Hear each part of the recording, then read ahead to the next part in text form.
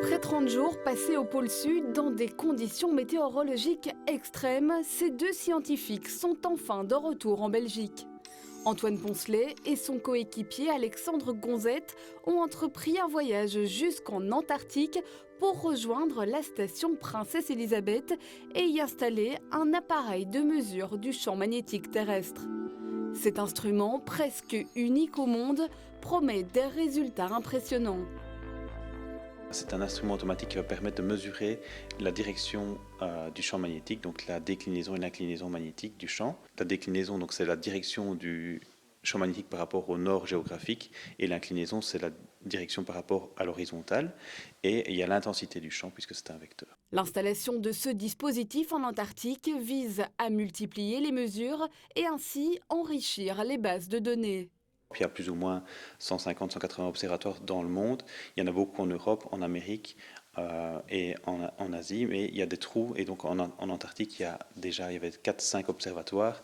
Et ici, on vient combler un trou. Le champ magnétique, c'est un peu le bouclier de la Terre. Il nous protège des millions de tonnes de particules en provenance du Soleil. Et sans lui, la vie sur Terre ne serait tout simplement pas possible. Ce champ magnétique évolue constamment et doit être surveillé de près. On a tous entendu parler des aurores boréales cette année, qui sont la manifestation des tempêtes solaires. Eh bien, quand le soleil se déchaîne, c'est le champ magnétique qui va varier énormément et ça peut avoir des conséquences sur nos infrastructures ou sur nos télécommunications. On peut avoir des courants électriques qui sont induits dans les lignes à haute tension, on peut avoir des problèmes de communication avec les GPS ou avec les satellites. Et ça, c'est quelque chose qu'on peut observer et qu'on peut essayer d'anticiper. Cet appareil a été conçu à Dourbe, au centre de physique de l'Institut royal météorologique, avant d'être transporté et installé en Antarctique lors d'une expédition exceptionnelle. C'était une expérience très chouette avec une atmosphère aussi qui est différente. On est là au milieu d'un désert blanc, donc on est au milieu de nulle part.